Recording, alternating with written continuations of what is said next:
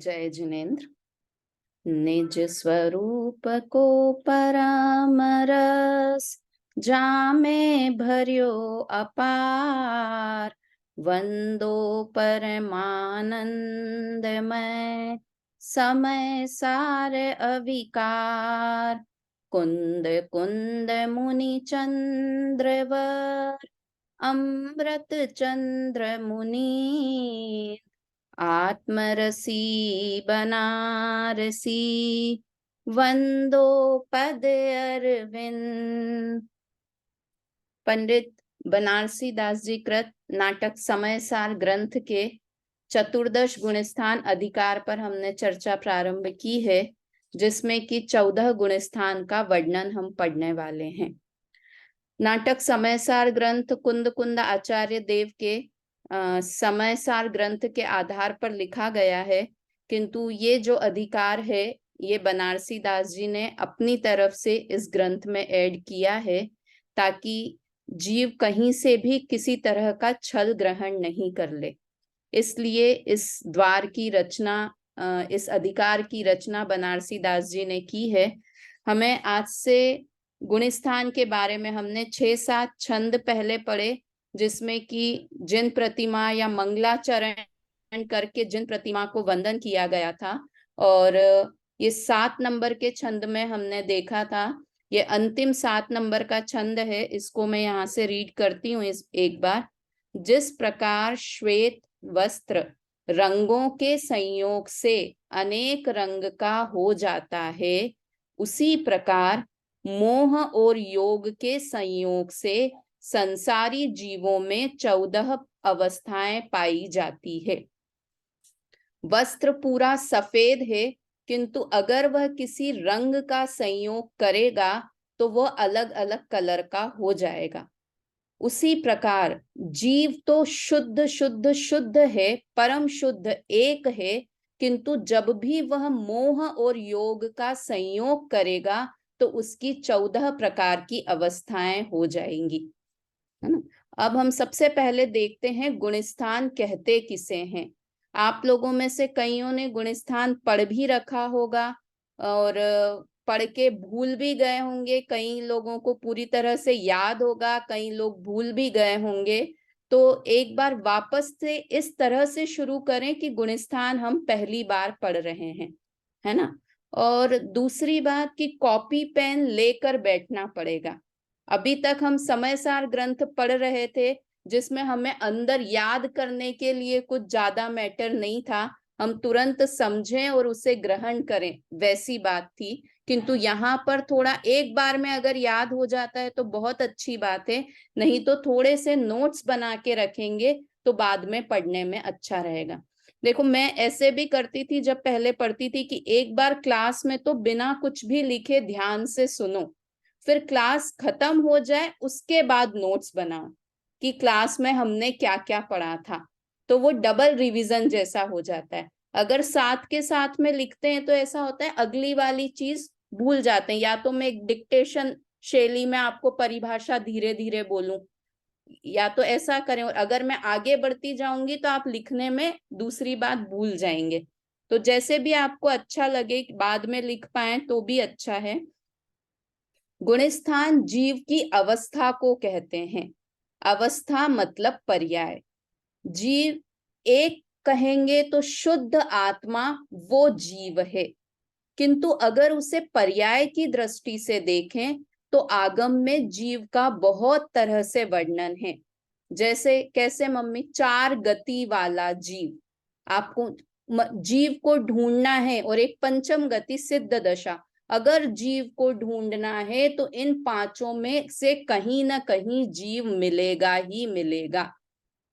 पंचेंद्रिय जीव, तो अगर संसारी जीव को देखना है तो वो ऐसा नहीं होगा कि किसी के 6 इंद्रियां हो जाए, किसी के एक भी इंद्री नहीं है, 5 इंद्रियों में से एक न एक इंद्री में वो जीव मिलेगा।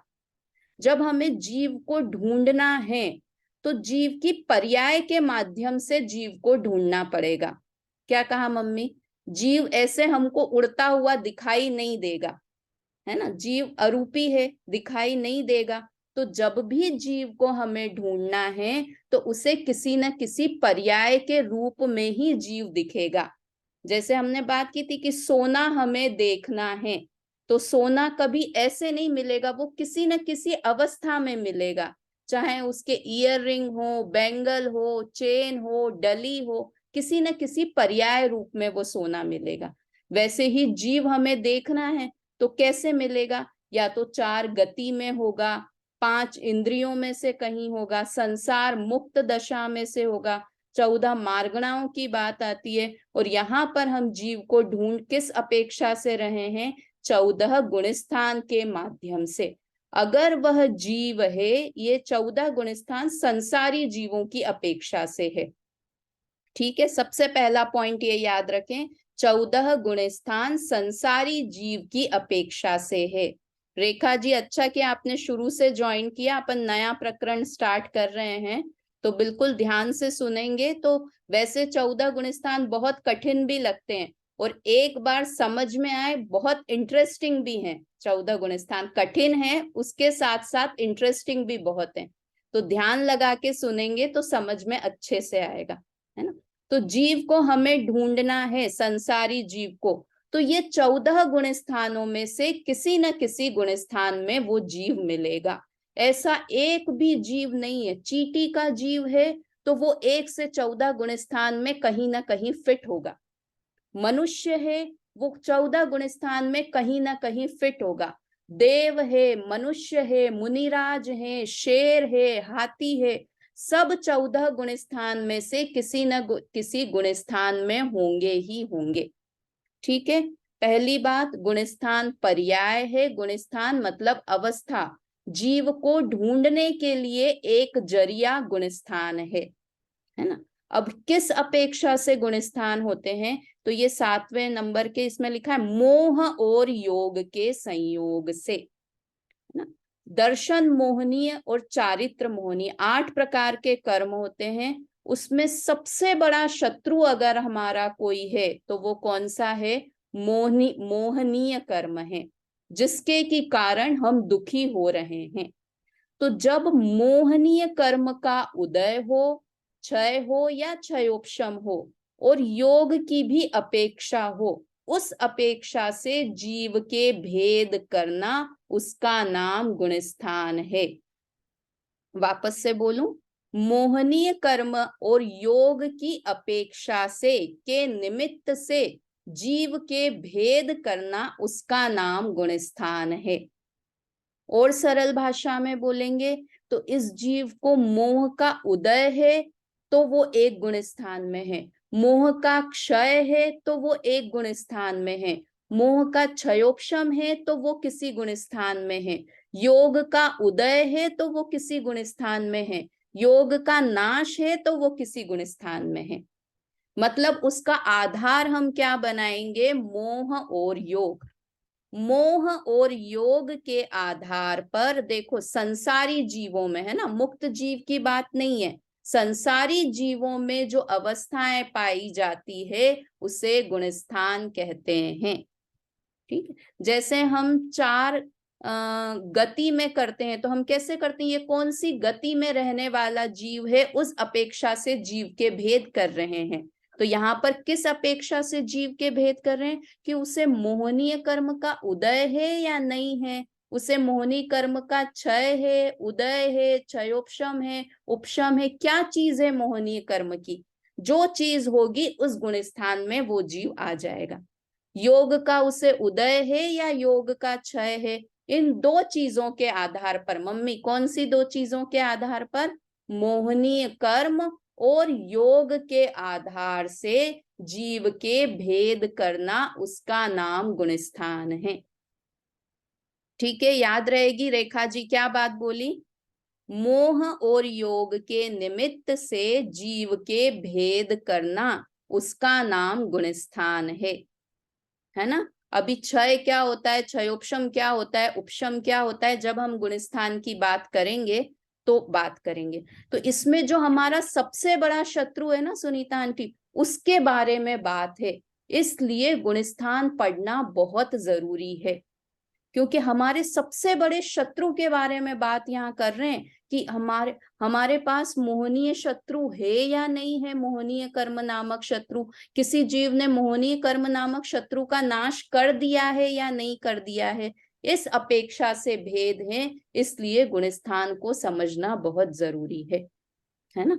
ये तो निमित्त की बात हुई। अगर उपादान की तरफ से बात करेंगे तो जीव के श्रद्धा और चारित्र गुण की जो हीनादिक अवस्था होती है उसे गुणस्थान कहते हैं। ऊपर से उड़ गई बात, उड़ गई बात। जीव की श्रद्धा और चारित्र संबंधी जो हीनादिक अवस्था होती है उसे गुणस्थान कहते हैं। अब ये तो हमने शत्रुओं की बात की थी कि मोहनीय कर्म सबसे बड़ा शत्रु है। और जीव के सबसे इंपॉर्टेंट गुण कौन से हैं? 2 गुण मम्मी, श्रद्धा और चारित्र गुण। श्रद्धा, जो पूरा समय सार ग्रंथ लिखा गया है रेखा जी, वो किसके आधार पर? श्रद्धा के आधार पर। जिसकी श्रद्धा सही है वो सम्यक दृष्टि, और जिसकी श्रद्धा सही नहीं है, उल्टी है, वो अज्ञानी मिथ्या दृष्टि मूर्ख जीव। तो श्रद्धा गुण सबसे इंपॉर्टेंट गुण है। और साथ में चारित्र गुण, क्योंकि वो बाहर से दिखाई देने वाली चीज भी है। श्रद्धा और चारित्र, श्रद्धा एक साथ पूरी बदलती है और चारित्र में क्रम पड़ता है, ये बात आगे आएगी।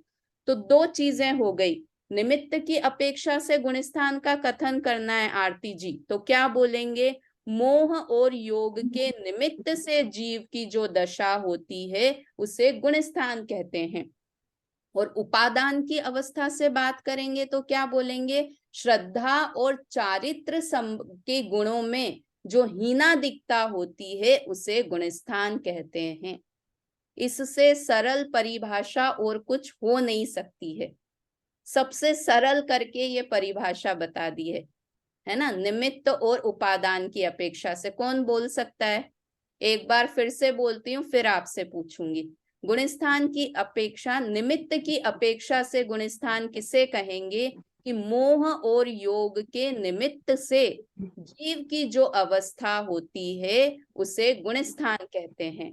और अभी उपादान, एक, हाँ, वो योग किसका, वो समझ में नहीं आया। मोह और योग जो आप बता रहे हैं ना, तो मोह तो, योग किसका? हाँ, वेरी गुड वेरी गुड, सही चीज पूछी। मोह तो दर्शन मोहनीय और चारित्र मोहनीय या मोहनीय कर्म की बात कर रहे हैं। और योग मतलब मन वचन काय का परिस्पंदन।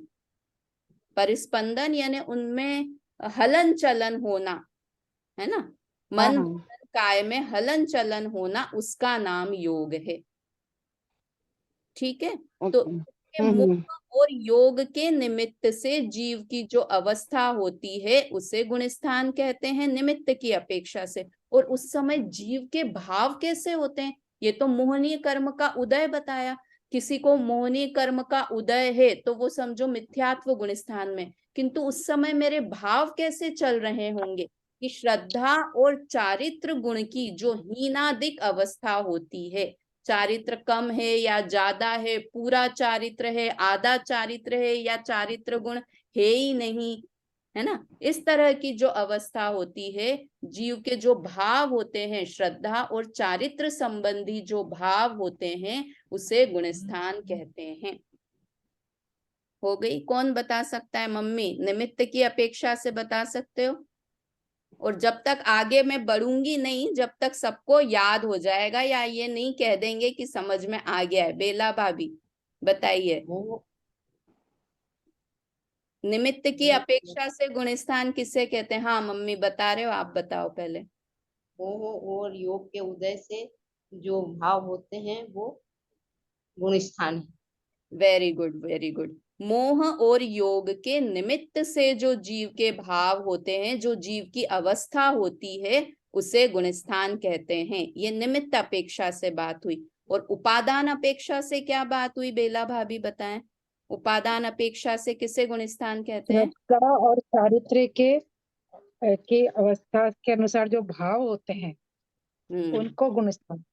Very good. श्रद्धा और चारित्र गुणों में जो हीन और अधिक अवस्था होती है, हीनाधिक अवस्था या ग्रंथ की भाषा में बोलें तो तारतम्य रूप अवस्था होती है, उसे गुणस्थान कहते हैं। मैं थोड़े से कठिन शब्द अवॉइड करके सरल शब्द बोल रही हूँ ताकि हमें परिभाषा याद नहीं रहे तो भी उसके भाव याद रहने चाहिए, है ना। परिभाषा याद रखना वो हमारा उद्देश्य नहीं होना चाहिए, किंतु गुणस्थान की जब बात करें तो हमें समझ में आना चाहिए कि हम इसकी उपादान वाली बात क्या है और निमित्त वाली बात क्या है। एक बार वापस दोनों साथ में बोलती हूँ, फिर 14 गुणस्थान के नाम याद करते हैं, है ना।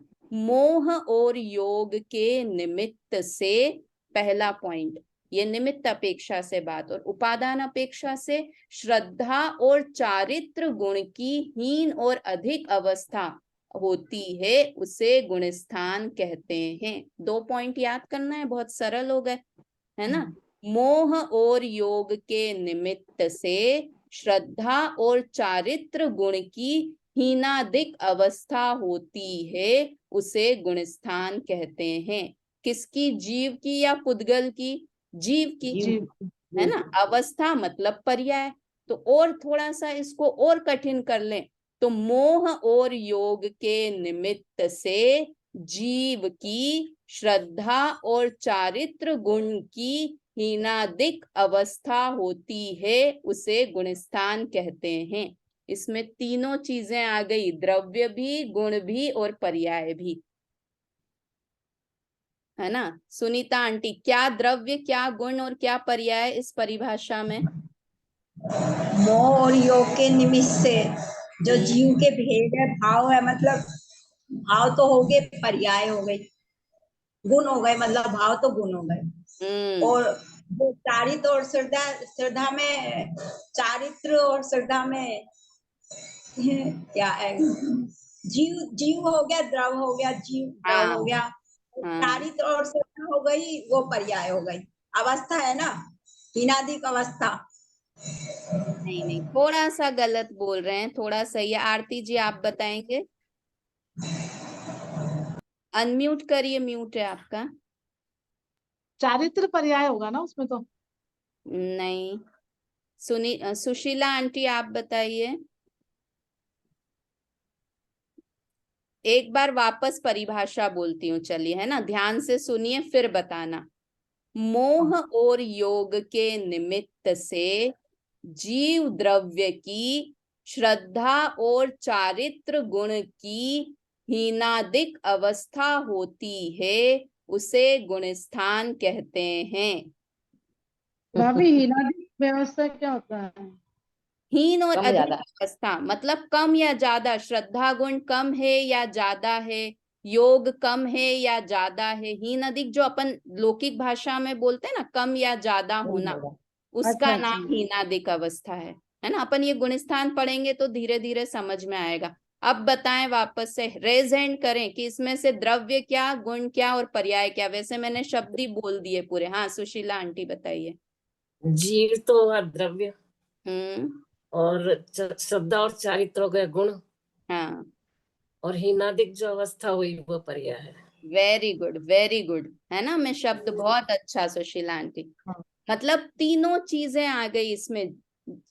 और निमित्त क्या हुआ? मोह और योग का निमित्त। कोई भी कार्य होगा, अगर मिथ्या दर्शन रूप कार्य हुआ है तो उसमें कुछ न कुछ निमित्त जरूर है। मुझे मिथ्या दर्शन क्यों है? क्योंकि मुझे दर्शन मोहनीय कर्म का उदय चल रहा है, इसलिए मुझे मिथ्या दर्शन है, निमित्त अपेक्षा से, है ना। तो वापस एक बार बोलती हूँ, मोह और योग के निमित्त से जीव द्रव्य की श्रद्धा और चारित्र गुण की हीनादिक अवस्था होती है, उसे गुणस्थान कहते हैं। 3 बार आज बस दिन भर का होमवर्क है, 3 बार ये परिभाषा बोल लेना, तो कभी भी नहीं भूलते, है ना। अब एक बात और बताएं कि इसमें सिर्फ श्रद्धा और चारित्र गुण ही क्यों लिया? क्योंकि जो जीव का संसार में परिभ्रमण हो रहा है वो इन 2 मुख्य गुणों के कारण हो रहा है। ये दोनों गुण विपरीत हो रहे हैं, मिथ्या हो रहे हैं, इसलिए हम संसार में घूम रहे हैं। इसमें हमारे इस परिभाषा में या गुणस्थान में हमारे सबसे बड़े शत्रु की बात भी हो गई और हमारे सबसे महत्वपूर्ण गुणों की बात भी हो गई। इसलिए इसमें गुणस्थान हमें श्रद्धा और इम्पोर्टेंट है। हाँ बोलिए। इसमें भी श्रद्धा और चारित्र में भी श्रद्धा ज्यादा इम्पोर्टेंट होगी ना, वो भी अभी अपन main है। गुणस्थान पढ़ेंगे ना आगे, दोनों ही बहुत इम्पोर्टेंट है ना। अभी अपन आगे पढ़ते जाएंगे तो अच्छा प्रश्न किया आपने, किंतु हम आगे के गुणस्थान पढ़ते जाएंगे तो समझ में आएगा श्रद्धा भी इम्पोर्टेंट है, चारित्र भी इम्पोर्टेंट है, योग भी इम्पोर्टेंट है रेखा जी, तीनों चीजें इम्पोर्टेंट है ना। तो इस तरह से ठीक है, द्रव्य जीव द्रव्य की बात कर रहे हैं, उसके श्रद्धा और चारित्र गुण की बात कर रहे हैं, और श्रद्धा और चारित्र गुण में अधिक और न्यून अवस्था, हीन और अधिक अवस्था होती है, उसकी बात कर रहे हैं। तो ये गुणस्थान है।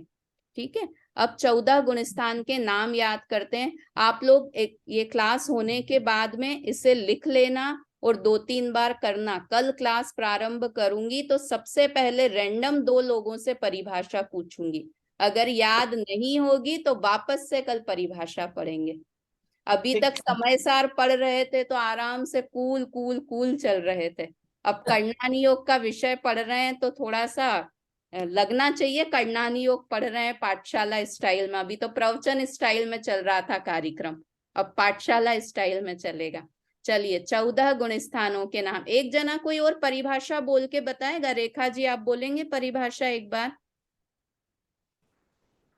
मोह और योग से जी द्रव्य का जो वो होता है ना, क्या कहते हैं, चारित्र और श्रद्धा में जो हीनादिक भाव उत्पन्न होता है उसे गुणस्थान कहते हैं। Very good very good. बस मुझे भाव ही चाहिए A to Z, बस इसमें इतना और कर लीजिए, मोह और योग के निमित्त से।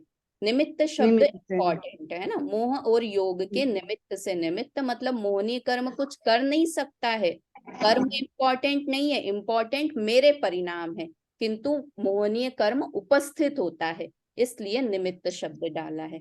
ठीक है, चलो। हाँ सुनीता आंटी बोलिए, आप रेज हैंड कर रहे हैं। नहीं, मैं परिभाषा बोल रहा हूँ। हाँ बोलिए बोलिए भाई साहब। हाँ, मोह और योग के निमित्त से जीव की श्रद्धा और गुण की हीनादिक अवस्था को गुणस्थान कहते हैं। हाँ, श्रद्धा और चारित्र गुण की हीनादिक अवस्था को गुणस्थान। हाँ। इसमें मोह और योग तो पुद्गल नहीं हुए क्या? द्रव्य गुण पर्याय में जैसे अपन कर रहे हैं अंतर, तो मोह और योग क्या हुए? हाँ, ये द्रव्य ये निमित्त है ना, पौद्गलिक है। मोह और योग दोनों पुद्गल की है चीजें। हाँ, है ना। ये जो मोह तो मोहनीय कर्म ही हुआ 8 कर्मों में से, और योग है ये भी यहाँ शरीर की अवस्था, और उस समय आत्म प्रदेशों में भी परिस्पंदन होता है। जब ये हम 13वें 14वें गुणस्थान की बात करेंगे, सहयोगी अवयोगी गुणस्थान की, तो ये बात और क्लियर हो जाएगी, है ना। तो ये परद्रव्य की बात है, इसलिए इनको निमित्त कहा है। जब आत्मा किसी गुणस्थान में है तो उस समय कर्म क्या कर रहे हैं, क्या चीजें उपस्थित है, वो बताने के लिए यहाँ पर मोह और योग लिया है। ठीक है ना। चलिए 14 गुण स्थानों के नाम। बीच में किसी को कुछ प्रश्न रहे या समझ नहीं आए तो रेज हैंड कर लेना। अब बिल्कुल पाठशाला स्टाइल है, जैसे हम क्लास में पढ़ते हैं वैसे ही है, इसलिए पूछूंगी भी सबसे, आप भी मुझसे पूछ सकते हैं, मैं भी आपसे पूछ सकती हूँ, सब एक दूसरे से। मम्मी रेडी होके सुनना, ऐसा नहीं कि आप मम्मी हो इसलिए छोड़ दूंगी आपको, लिखना हो तो लिखना कॉपी पेन लेके, ठीक है, पर पूछूंगी सबसे। चलिए 14 गुणस्थानों के नाम एक बार बोलते हैं। अगर गुणस्थान के नाम याद नहीं हो सकते तो इससे सरल छंद नहीं है याद करने के लिए। 14 गुणस्थानों के नाम। प्रथम मिथ्यात् जो सासादन, तीजो मिश्र, चतुर्थ अवरत, पंचमो वीरत्रंच है, छठो परमत नाम, सातमो अपरमत, आठमो नवमो अनिवृत्ति भाव, दशम सूक्ष्म लोभ, एकादशम द्वादशमो खीन मोह, 13 सजोगी जिन, 14 अजोगी जाकी अंक पंच है ना। इसमें 14 देखो, 14 वो और पहला लिखा है प्रथम, पहले गुणस्थान से 14 गुणस्थान तक के नाम इसमें दिए हैं। प्रथम मिथ्यात्व, पहले गुणस्थान का नाम क्या है? मिथ्यात्व। दूजो सासादन, दूसरे गुण स्थान का नाम सासादन। तीजो मिश्र, तीसरा मिश्र है। 3 गुण स्थान के नाम हो गए। प्रथम मिथ्या, दूजो सासादन, तीजो मिश्र, ऐसे 3 गुण स्थान है। चतुर्थ अव्रत, पांचवो विरत रंच है। चतुर्थ गुण स्थान अव्रत गुण स्थान, पांचवा विरत रंच। रंच मतलब थोड़ा, और विरत होना यानी व्रत का होना। व्रत, हाँ, व्रत का होना, हाँ। रंच मतलब थोड़ा, थोड़े व्रत का होना, इसे कहते हैं देश विरत। हाँ, देश विरत, हाँ, देश व्रत गुण स्थान, एक देश व्रत। विरत मतलब व्रत, और रंच यानी थोड़ा, थोड़े व्रत का होना मतलब एक देश व्रतों का होना। छठो परमत नाम, छठा प्रमत्त संयत नाम, इसका प्रमत्त संयत। अब किसे कहते हैं प्रमत्त संयत, वो तो जब हम पढ़ेंगे तब समझ में आएंगे। 7 वो अपरमत्त, 7वां अप्रमत्त गुण स्थान। 8 वो अपूर्व करण, 8वां अपूर्व करण सुख संच है। 8वें गुण स्थान में सुख की शुरुआत है, सुख की का गुण स्थान है। अपूर्व करण, जैसे परिणाम कभी नहीं हुए, ऐसे अपूर्व परिणाम का होना, वो 8वां अपूर्व करण गुण स्थान है। 9वो अनिवृत्ति भाव, 9वो गुण स्थान का नाम अनिवृत्ति करण है। 10मो सूक्ष्म लोभ, 10वें गुण स्थान का नाम सूक्ष्म लोभ है ना। 11मो उपशांत मोह बंच है। 11वें गुण स्थान का नाम उपशांत मोह, ये 2 शब्द लिखे ना, उपशांत एक और मोह अलग। बंच मतलब धोखा, उपशांत मोह का धोखा है 11वें गुण स्थान का नाम। 12मो क्षीण मोह, 12 गुण स्थान मतलब 12वें गुण स्थान का नाम क्षीण मोह है। क्षीण मतलब क्षीण, मोह का क्षीण हो जाना 12वें गुण स्थान का नाम है। 13वो सजोगी जिन, 13वें गुण स्थान का नाम सयोगी जिन, जिन मतलब केवली। 13वें गुण स्थान का नाम सयोगी केवली है। और 14वें अजोगी, 14वें गुण स्थान का नाम अयोगी केवली है। जाकी स्थिति अंक 5 है, और 14वें गुण स्थान की स्थिति बता दी। ये तो समझो उसका कंप्लीट छंद करने के लिए इन्होंने यहाँ पर बाकी सबकी स्थिति नहीं बताई। स्थिति मतलब काल, कितने समय तक रहता है 14वां गुण स्थान, कि हम 5 अंक बोलें, अ ई उ र ल, इतना सा बोला हमने, जितनी देर इसमें लगती है उतनी देर 14वां गुण स्थान रहता है। उसके बाद कहाँ चला जाता है जीव, कि उसके बाद सिद्ध बन जाता है। यहाँ तक तो संसारी जीव बताए हैं। ये 14 गुण स्थान किसके भेद हैं, संसारी जीवों को जानने के तरीके हैं। अरहंत भगवान भी संसारी जीवों में आते हैं, और ये 14वां गुण स्थान के 5 अंक की स्थिति खत्म होती है स्थिति, उसके बाद जीव सिद्ध बन जाता है। ठीक है, 14 गुण स्थान कौन से जीव के भेद हैं, संसारी जीवों के भेद हैं। संसारी जीवों को ढूंढना है, मुझे ढूंढना है, तो मैं ये 14 में से कहीं ना कहीं मिल जाऊंगी। मुनिराज को ढूंढना है तो इन 14 में से कहीं ना कहीं मिल जाएंगे। अरहंत भगवान को ढूंढना है तो इन 14 में से कहीं ना कहीं मिल जाएंगे। सुमत प्रकाश भाई साहब को ढूंढना है तो इन 14 में से कहीं मिल जाएंगे, है ना। संजीव जी भाई साहब को ढूंढना है, दादा को ढूंढना है, किसी को भी ढूंढना है तो इन 14 गुण स्थान में से कहीं ना कहीं मिल जाएंगे। दुनिया का कोई भी जीव, अमेरिका में रहने वाले कौन से हमें, इन 14 में से कहीं ना कहीं है। उनके परिणाम इन 14 में से कहीं ना कहीं हैं, उन जीवों के परिणाम। भाभी एक इंद्रिय 2 इंद्रिय जीव वो भी मतलब इन्हीं में आएंगे। हाँ, वो भी सारे, हाथी घोड़ा चींटी बंदर आलू नारकी, सारे जीव इन 14 गुण स्थानों में से किसी न किसी गुण स्थान के भाव होंगे। यहाँ पर जैसे हम 4 गतियों की बात करते हैं ना, उसमें तो हम शरीर के आकार से जीव को पहचानते हैं, किंतु गुण स्थानों में हम जीव को कैसे ढूंढेंगे, उनके भावों के हिसाब से।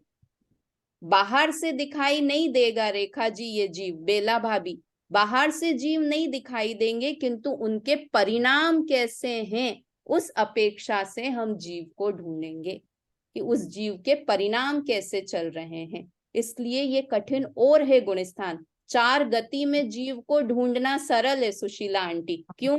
क्योंकि वो तो हमको आंखों से दिख जाता है। जो 4 पैर वाला है वो तिर्यंच है, बहुत दुख भोग रहा है, वो नारकी, ये दिख जाता है, किंतु भाव हमें दिखाई नहीं देते हैं। इसलिए 14 गुण स्थानों में जीव को ढूंढने में बहुत पैनी बुद्धि करनी पड़ती है कि इसके भाव कैसे चल रहे हैं। और वास्तव में तो किसी दूसरे के भाव नहीं परखना है, अपने भाव देखने हैं कि हमारे श्रद्धा और चारित्र गुण हमारा है वो किस तरह से चल रहा है, अभी हम कौन से गुण स्थान में हैं, खुद को यहाँ पर ढूंढना है। ठीक है, एक बार 14 गुण स्थान का इसका अर्थ पढ़िए तो 14 गुण स्थान के नाम आ जाएंगे ध्यान में। भाई साहब पढ़िए 14 गुण स्थान के नाम। मिथ्यात्व, पहला मिथ्यात्व, दूसरा सासादन, तीसरा मिस्र, चौथा अव्रत सम्यक दृष्टि, पांचवा देशव्रत, छठवां प्रमत्त मुनि, सातवां अप्रमत्त मुनि, आठवां अपूर्वकरण, नौवां अनिवृत्तिकरण, 10वां सूक्ष्म लोभ, 11वां उपशांत मोह, 12वां क्षीण मोह, 13वां सहयोगी जिन और 14वां अयोगी जिन, जिसकी स्थिति आ ई उ रे लय इन 5 अक्षरों के उच्चारण काल के बराबर है। हाँ, ये जो आखिरी स्थिति बताई है ये खाली 14वें अयोगी केवली जिन गुण स्थान से बताई है। अब थोड़ा सा इसको और सरल करते हैं सुशीला आंटी। तो हमने जो ये देखा ना मोह और योग के निमित्त से, तो अब इसमें देखो 14 गुण स्थान में मोह कहाँ तक आ रहा है, रेखा जी कहाँ तक आ रहा है, 12वां क्षीण मोह, यहाँ तक मोह शब्द आ रहा है। और उसके बाद आ रहा है योग शब्द, सयोगी, सयोगी लिखा है ना मतलब योग शब्द, और अयोगी लिखा है वो 14वें गुण स्थान। तो 12 गुण स्थान तक कौन से की मुख्यता से है, मोहनीय कर्म की मुख्यता है 12वें गुण स्थान तक। और 13वें गुण स्थान में किसकी अपेक्षा से बात है, योग की अपेक्षा से बात है। तो 13वें और 14वें गुण स्थान में मोह की बात क्यों नहीं की, क्योंकि 12वें गुण स्थान में ही मोह नष्ट हो गया उस जीव के। अब उस जीव के पास मोह बचा ही नहीं है तो उसकी क्या बात करें।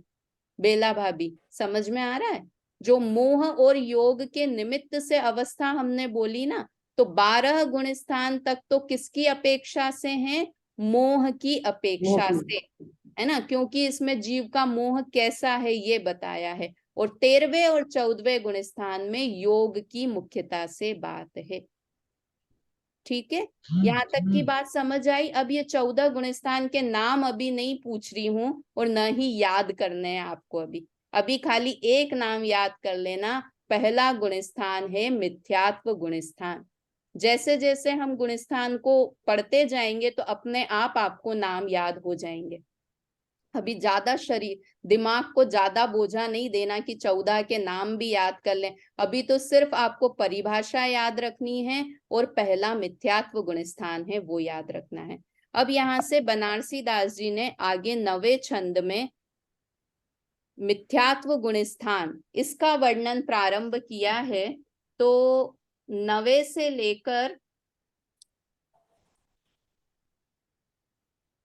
18वें छंद तक, है ना, 8 छंदों में मिथ्यात्व गुण स्थान का वर्णन है।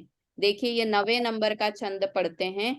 वरने सब गुण थान के नाम 14 सार, अब वर्णो मिथ्यात्व के वेद 5 प्रकार। ये यहाँ पर बनारसी दास जी कहते हैं कि मैंने 14 गुण स्थानों के नाम का वर्णन किया। अब मिथ्यात्व नाम का जो पहला गुण स्थान है उसके 5 भेद हैं, उनका वर्णन करता हूँ। और ज्यादा अभी तो 14 याद नहीं हो रहे थे, यहाँ पर अब 5 और ऐड कर दिए हैं। मिथ्यात्व के 5 भेद याद करने, किंतु बहुत सरलता से याद हो जाएंगे, चिंता मत करो। आपको खुद को लगेगा ये 14 गुण स्थान पढ़ने के बाद अरे मुझे इतना सारा याद हो गया। बस थोड़ा सा ध्यान पूर्वक सुने और क्लास के बाद जो बोला उसे एक बार कॉपी पे लिख लें तो हमेशा के लिए याद रह जाएगा। अब थोड़ी सी मिथ्यात्व गुणस्थान की बात करते हैं, कल शुरू करेंगे। मिथ्यात्व के कौन से 5 भेद बताए हैं यहाँ से। मिथ्यात्व गुणस्थान वो गुणस्थान है जिसमें जीव अनादि से है।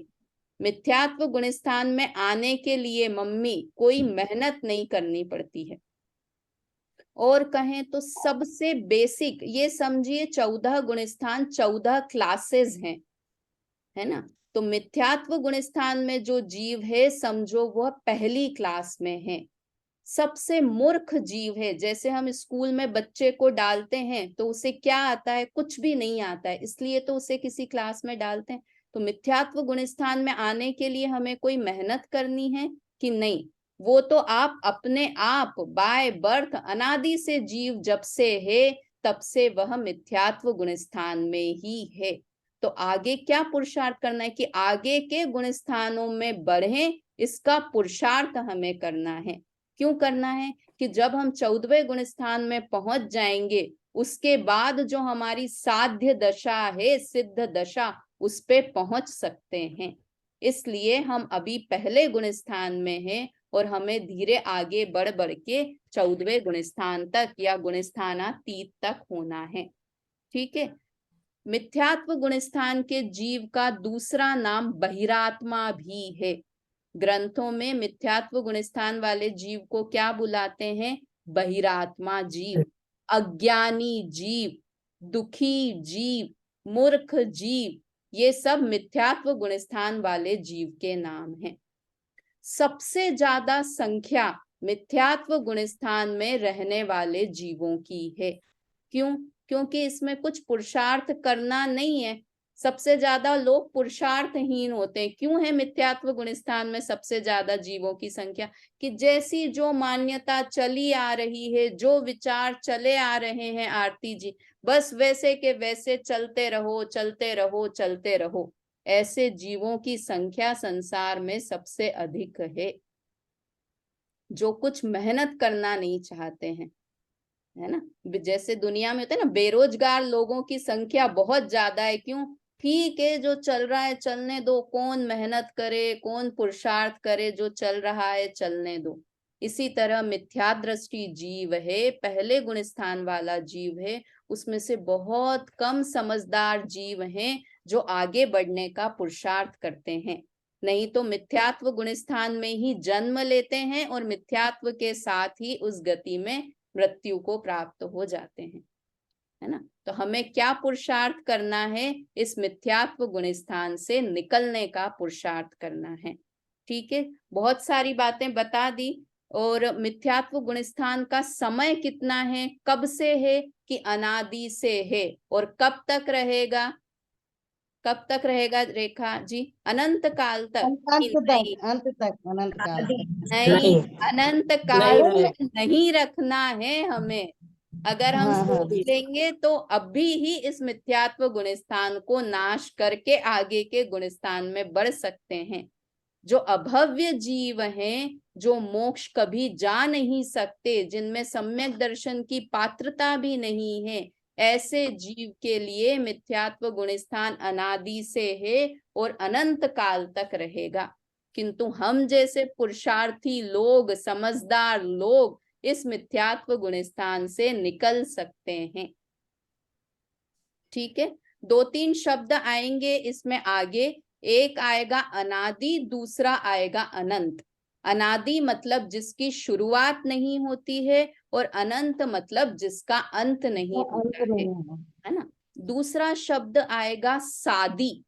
सादी मतलब जिसकी शुरुआत होती है, उसे क्या कहते हैं? सादी, है ना। इसमें हम आगे पढ़ेंगे तो बहुत सारी जगह शब्द आएगा। एक होगा अनादि और एक होगा सादी। सादी मतलब जिसकी शुरुआत होती है। जैसे हम चतुर्थ गुणस्थान में जाएंगे तो वो कैसा होगा? सादी मतलब उस गुणस्थान की शुरुआत होगी, है ना। और सादी हुआ, अनंत हुआ, और एक और शब्द होता है शांत।